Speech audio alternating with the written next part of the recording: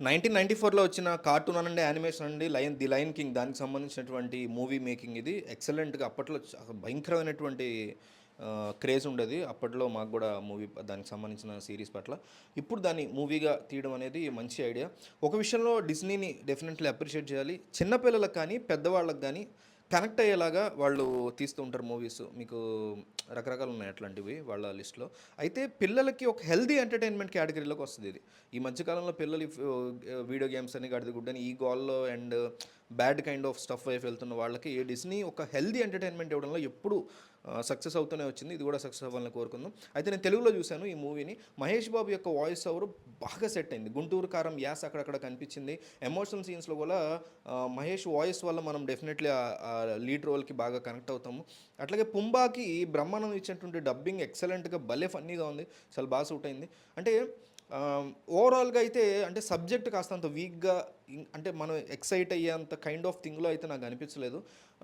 ఒక పెద్ద లార్జ్ స్క్రీన్‌లో మీకు ఇంగ్లీష్ డైరెక్ట్ అంటే మీరు ఫ్రాంచైజ్‌కి కనుక ఫ్యాన్ అయితే మీరు ఒక బిగ్గెస్ట్ స్క్రీన్ మీ దగ్గరలో ఉన్న బిగ్గెస్ట్ స్క్రీన్‌లో మంచి సౌండ్ 4DX ఉంటే 4DX లార్జ్ స్క్రీన్ ఉంటే లార్జ్ స్క్రీన్‌లో డైరెక్ట్ ఇంగ్లీష్ చూస్తే అంటే ఫ్రాంచైజ్ ఫ్యాన్స్ అయితే కనుక అట్లా చూస్తే బాగా ఎంజాయ్ చేస్తారు.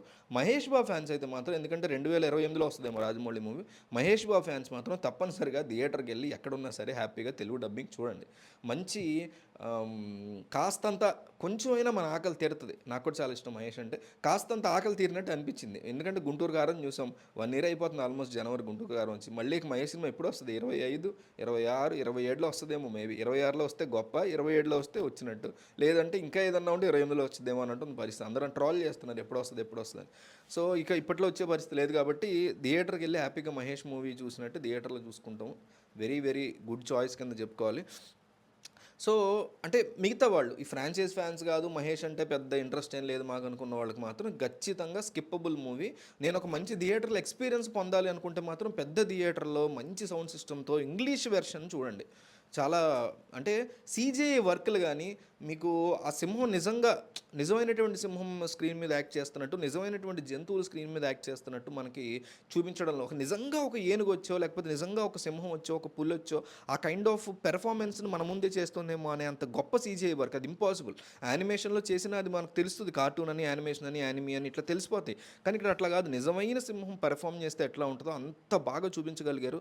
ఎప్పుడో మేము చిన్నప్పుడు నార్నియా చూసి అబ్బా నిజంగా సింహంలా తీసాడు అనుకున్నాం, కానీ కాదు. ఇది ఎక్సలెంట్ అవుట్పుట్ని, టెక్నాలజీని బాగా వాడుకుని తీశారు. అలాంటి ఎక్స్పీరియన్సెస్ కోసం అయితే డెఫినెట్లీ వెళ్ళొచ్చు. కానీ కథ పరంగా కానీ లేకపోతే ఇంకోలాగా ఎట్లా కింగ్ అవుతాడు ఇంత చిన్న పిల్లాడు ఈ చిన్న సింహం అనేది అంత గ్రిప్పింగ్గా అంత ఇదిగా లేదు. మీకు ఆ అడవిని చూపించడం కానీ లేకపోతే డెజర్ట్ థింగ్స్ కానీ ఇవన్నీ సీజేఏ వర్క్లో నిజంగా సింహాల మధ్య, జంతువుల మధ్య కాన్వర్జేషన్ జరుగుతుంటే ఒక మనిషిగా మనం చూస్తున్నాం అనే ఎక్స్పీరియన్స్ని తీసుకోవడంలో సూపర్ సక్సెస్ అయ్యారు. బట్ కథ పరంగా వెరీ వీక్గా అనిపించింది. స్క్రీన్ ప్లే డీల్ చేయడం కూడా చాలా వీక్గా అనిపించింది. సో నా ఉద్దేశంలో ఇది ఖచ్చితంగా రికమెండెడ్ మూవీ అయితే కాదు, స్కిప్ చేయదగ్గ మూవీ. కానీ మహేష్ ఫ్యాన్ అయితే మాత్రం తెలుగు డబ్బింగ్కి ఇమ్మీడియట్గా బుక్ చేసుకోండి టికెట్స్. బాగా ఎంజాయ్ చేస్తారు. మీరు బ్రహ్మానందం డబ్బింగ్ కూడా ఎడిషన్గా ఇస్తారు, ఎంజాయ్ చేస్తారు. ఇంకా ఆలీ కానీ సత్యదేవ్ కానీ వీళ్ళందరూ కూడా డబ్బింగ్ ఇచ్చారు. కొన్ని క్యారెక్టర్స్ టాకాక్ అనుకుంటా సత్యదేవ్ ఇచ్చాడు. సో ఇంగ్లీష్ వచ్చేసరికి మాత్రం ఈ ఫ్రాంచైజ్ అంటే ఇష్టము మేము ఎప్పటి నుంచి వెయిట్ చేస్తున్నాం దీనికోసం అంటే మీరు వెంటనే బిగ్ స్క్రీన్లో వీలైనంత బిగ్ స్క్రీన్ మంచి మీ దగ్గరలో ఉన్న బిగ్ స్క్రీన్ సౌండ్ సిస్టమ్లో చేసుకోండి. హైదరాబాద్ ఇట్లాంటి ప్లేసెస్లో ఉన్న వాళ్ళైతే 4DX బుక్ చేసుకోండి, ఇంగ్లీష్ వెర్షన్ బుక్ చేసుకోండి. పిచ్చగా ఎంజాయ్ చేస్తారు, అందులో క్వశ్చనే లేదు. వీలైనంత ఎక్కువ మందికి ఈ వీడియో పంపించండి.